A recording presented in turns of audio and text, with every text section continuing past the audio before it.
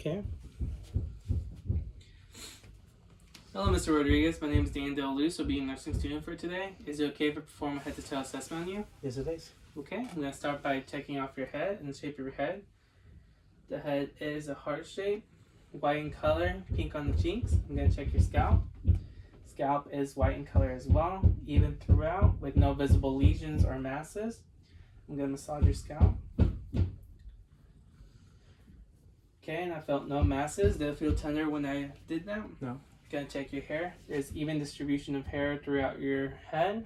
Your hair is black in color, curly and smooth to the touch. I'm gonna then check for your nerves 5 and 7. So can you clench your jaws for me? I'm gonna massage the masseter muscles and temporal ones. Okay, you can unclench them. And they were tight because you had a clenched jaw. Now I'm gonna, can you puff out your cheeks for me? I'm gonna press down them. Okay, it's good. Can you shut your eyes? I'm gonna try opening them and don't let me open them. That's good. He has good facial muscles. So then we're gonna move on to nodes. So I'm gonna do the preauricular, postauricular, occipital, submandibular, submental, jugular digastric, the superficial clavicular, the posterior cervical, the deep cervical chain, and the supraclavicular. And after that's done, I'm gonna then check your eyes. So for your eyes, I'm gonna check. You have bags underneath your eyes. Conjunctiva is pink and it's not swollen. Scleras are both creamy white. Pupils appear to be the same size and shape. So then I'm going to check for how well it moves. So just follow my finger.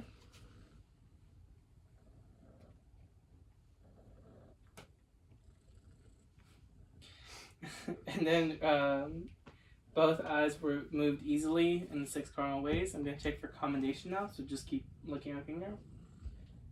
And his eyes did accommodate.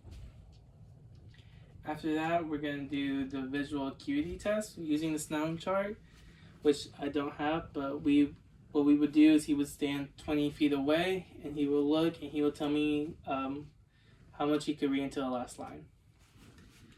After that's done,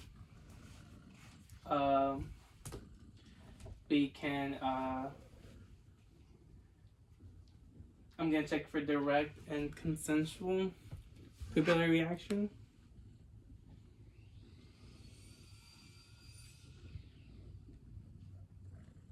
Okay, so direct, the pupil did constrict, and consensual, the other pupil did constrict.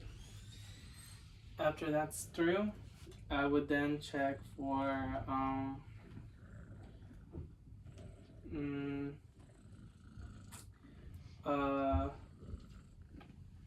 I would then use the ophthalmoscope so I could check his eyes.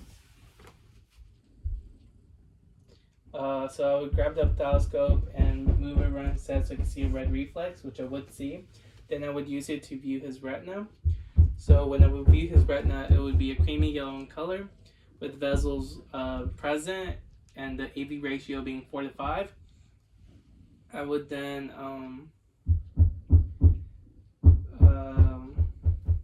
see the macula, which would be a gray spot, and then the optic disc, with the cup disc being 2 cup disc diameters away from the macula.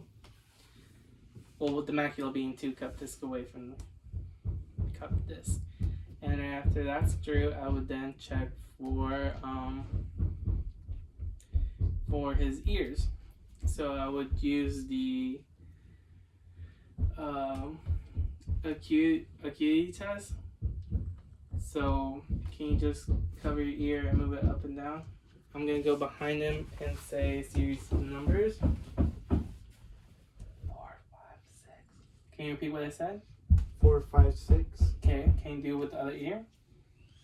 And I'm going to say a series of letters this time. H-I-J. Can you repeat what I said? H-I-J. Correct.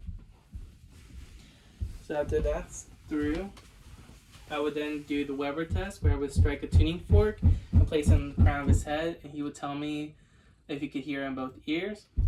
Then I would strike it again and put it on the mastered process, and he would tell me I would time how long he could hear for, and after he was through hearing it, I would then place it near his ear, and he would tell me, I was still timing it, he would tell me how long he could hear for.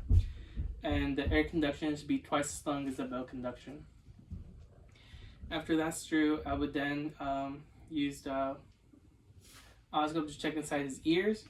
But first, I would check his ears, and they're both pink in color, with no lesions noticed, and the canal is clean and pink with no discharge or swelling. And then I will look inside his ears and see the tympanic membrane, which should be a pearl gray in color. And some landmarks I could see would be the umbo, the manubrium, and the short process. And after that's through, I can move on to the nose. Oh, and correction, for another thing, for the pupils, they do present pearl. So then I would move on to the nose. So I will look at his nose, see that it's midline to his body, pink in color with some dark heads, black heads. And then I'll look up his nose and see that it's clean with no polyps. I would then check patency. So you can close one nostril and sniff. Can you close the other one and sniff? And he was able to do that. Then I'm going to do a smelling test. So can you just close your eyes? And I can grab this. Okay. Can you tell me what it is? Garlic. Yeah, it's garlic. Okay, after that's through, I can then move on to his mouth. So I would first check the lips, and his lips are pink in color and they are chapped. Then you could open your mouth, and I could look inside and see that the mucosa is pink, smooth, and moist, with the Stenson duct right there, and it's not inflamed. Can I see your teeth? Just open your mouth wider. He has 28 teeth, and he did have his wisdom teeth removed. His soft and hard palate are both pink. Can you stick out your tongue for me? His uvula is midline to the body. Can you say It does move up. And then his tonsils are 1T, 1 plus. I would then check for his gums. So his gums are good and healthy. Can't check sensitivity because I don't have a tongue blade. And then after that's done, I would then check for his for occlusion. So can you just close your mouth for me, and he does have a slight occlusion, which is normal. I would then look at his tongue. So can you stick out your tongue for me? And there seems to be no tremors. Can you move it up, down, side to side? And he's able to perform those movements with no difficulties. And after that's through, let me just remove the cat out of the equation.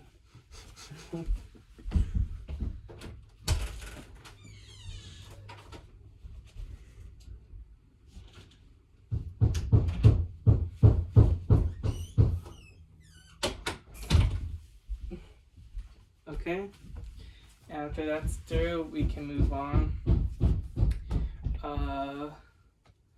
with the neck. And for the neck, I would check the trachea. So the trachea is freely movable. And then I would check for the thyroid. So stand behind him, grab a hold of this, move down side. Can you swallow for me? Okay. And we're gonna do the other side. Swallow for me. Okay. And his thyroid was not swollen, as I couldn't feel anything. I'm gonna check for nodules, and can't feel anything. The shape of his neck is rectangular. after that's through, I can move on to the chest. So for the chest, can you stand up for me, please? Oh, let me remove the nail so you don't step on it. I'm gonna place my arms right here, and can you shrug for me? And he was able to show he has a strength right there. Then your chest is a rectangle shape. I'm gonna check your AP. And the AP against the transverse is half of it, which is good and normal. And then we're gonna do breathing. So can you just breathe on for me? Take a deep breath. Exhale. He seems to be a chest breather predominantly. I would go to the back, place my palms behind his back. Can you breathe in for me? And then my hands, palms did separate as he took a breath. I would then use a stethoscope to check his breathing. So I would go behind him and go, can you take a deep breath and inhale and exhale deeply? Again.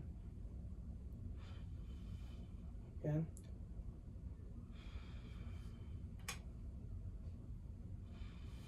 And I would move against his chest in a type of S pattern. His breathing was clear, low sounds, and they were smooth. After that, I would then check for adventition sounds, and there was no adventition sounds like wheezing or crackling. So after that's through, I can check the cardiovascular system. So you can sit down again. So I would then check his radial pulse for 15 seconds and then multiply it by 4. Let me see your phone.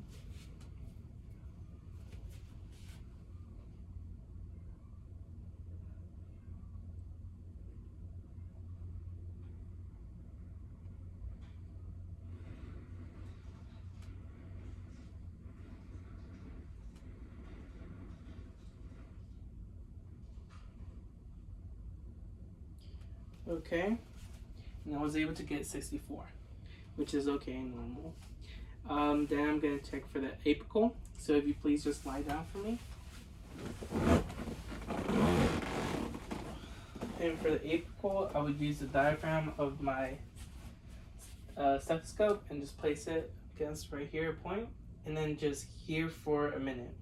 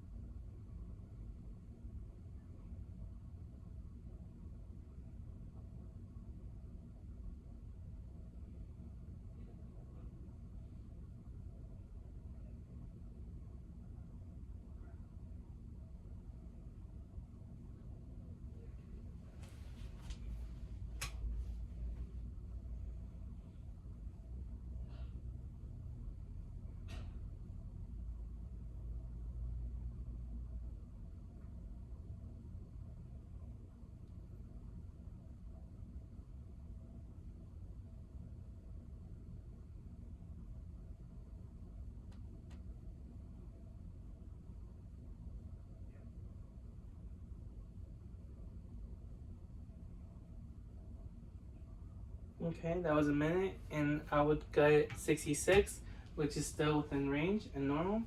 Then, still using the stethoscope, I would use the diaphragm side, and I would check his aorta, his pulmonary, his herb, the tricuspid, and the mitral valves. So for the aortic, it would be on the second intercostal on his right side. So counting down. And I would listen to it, move across, and listen for the pulmonary. Move down 1, hear the herb. Move down 1, hear the tricuspid.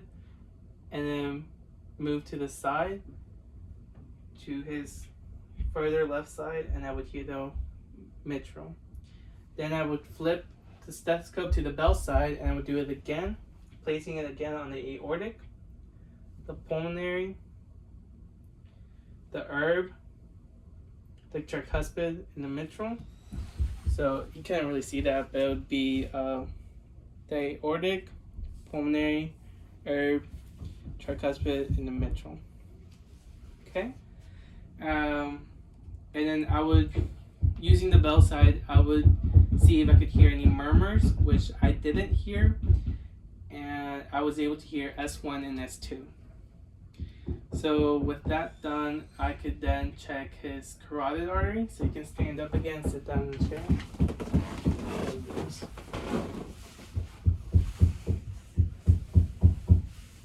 Okay. So I would then check the carotid artery.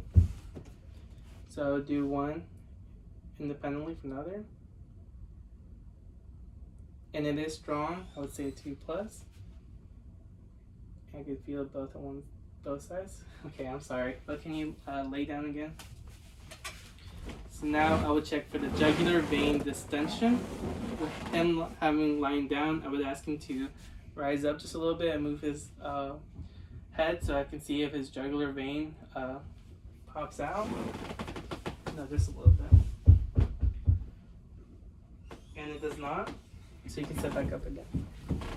You can sit in your chair. I'm sorry. After that's through, I would then check his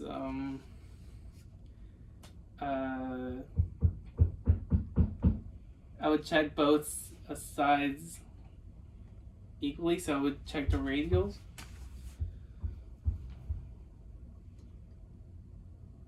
The both seem even. I'll check the brachial. Again, even. The femoral. Can't quite get to it, but the dorsal pedal.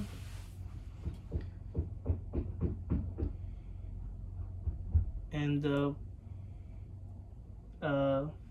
tibial one on the side of his posterior tibial. With that done, they were both sides were symmetrical, having the same strength and pulsations. After that's done, I can then move on to upper extremities. So for the upper extremities, I would check out his arm, and I was also check his nails, which seem to be short, 160-degree angle. No clubbing. They seem to be straight, both sides. Both his arms seem to be similar in size and proportion to his body. Then I'm gonna check for the circulatory reflex, where I would press down the nail and see if the color comes back. And it comes back almost instantaneous on one hand. And the other. And with both arms, there is some redness to skin, but I don't see any lesions or scars. Then I would check the same thing in his toes. So for each toe, check for the reflex. So pressing down on them, see them change color, letting go, and see if it goes back to pink. The nails are pink in color, and there seems to be no dark spots or dark lines on them. Okay? Can you stand up for me? We're going to check the upper extremities. So can you open your arms? Close your arms. Just open one arm. Open the other arm. Okay? Can you move them forward? Oh, don't hit me. Can you just move them forward? Can you move them back? Okay? That's done. Can you act like you're flexing? Can you open them and then flex again? Okay. Now we're going to do with your legs. Can you raise up one? Raise the other one up. Can you raise and then extend? And the same with the other foot. Okay. Can you open one foot? Can you open the other one?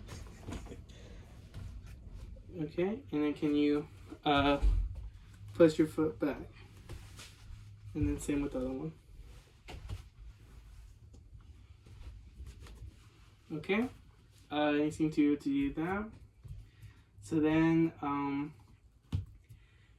I would check your muscle strength. So can you take a hold of my fingers, grip them?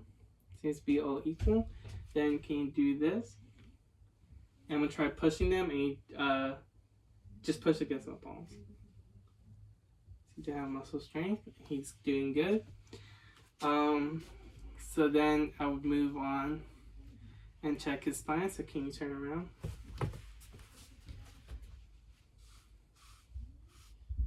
His spine is symmetrical. Well, his body is symmetrical with both sides being equal in size in proportion to his body. His spine is midline to his body with no apparent curves.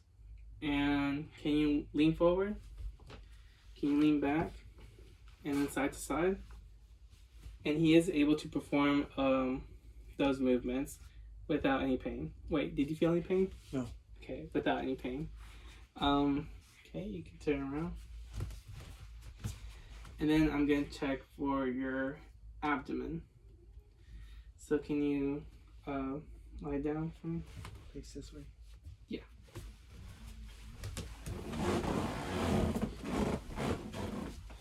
So I'm going to lift your shirt up.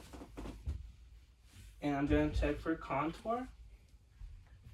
So for skin, it's still white. And for contour,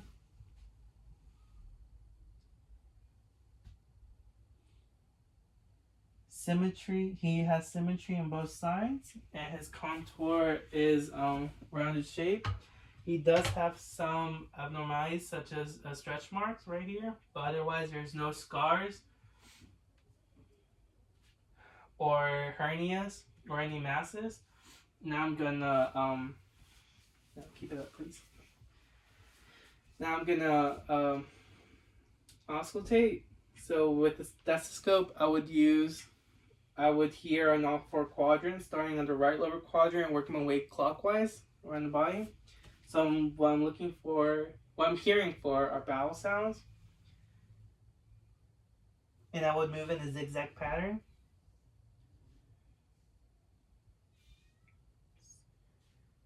In a clockwise motion against all. And I should hear bowel sound, typically 5 to 30 bowel sounds per minute. And I'm going to say I did hear some for you. I would also check for breathe, which I would check on the aortic, the left and right renal, the left and right iliac, and the left and right femoral. Then I would do percussion. So I would percuss again in zigzag, starting in the right lower quadrant, working my way clockwise against all quadrants. And what I'm hearing for are tympanic sounds. Until I heard dullness, but that's because of the liver.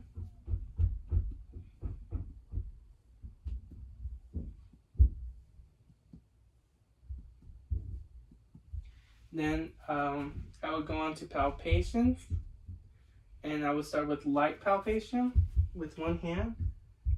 Again, the right lower quadrant, move in circular motions, and then go into all quadrants. And what I'm feeling for are for masses or tenderness. Does it hurt while I do this?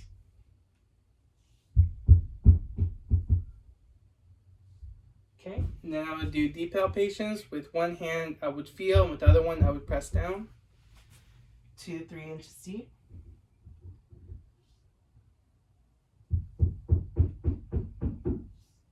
Again in a zigzag pattern, just across all 4 quadrants. And again, I felt no masses. And did it hurt? No. So there was no tenderness as well. So after that's through, we can then lower this down And you can sit in your chair again.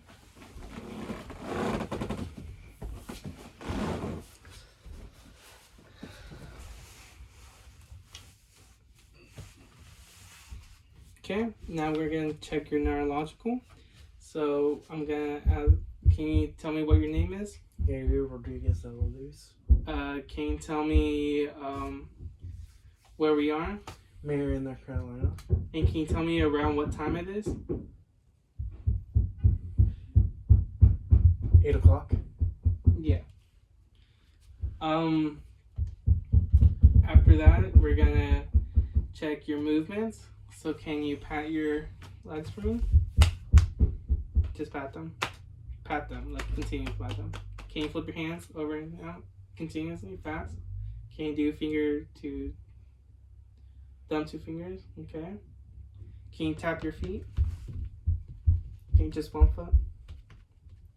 Other foot? Okay, and he was able to perform all of them with no other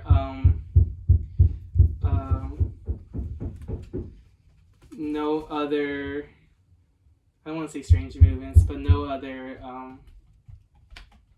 with no other movements that I didn't say to do. So he's good. He just didn't do any other movements. After that's done, I would then check for for no involuntary movements. That's the word. Yeah, there were no other involuntary movements. Then I'm gonna check for reflexes. So for reflexes, I would check his bicep, hold it right here with my hand and with the thumb, make sure I grab it, and then I would strike on my thumb and see if there's a reaction. For a tricep, I would just hold his arm like this, tell him to go completely limp, and then I would strike his elbow and see if it causes reaction. Then for the leg, I would strike below his knee cap right here and see if it extends. And then I would then strike the Achilles down here and see if it causes a reaction. And lastly, I'm going to do the plantar, where I do the 7, see if his toes curl up. So do you want to lay him back for this one? Okay. And his toes did curl. Okay. Thank you. And that's it.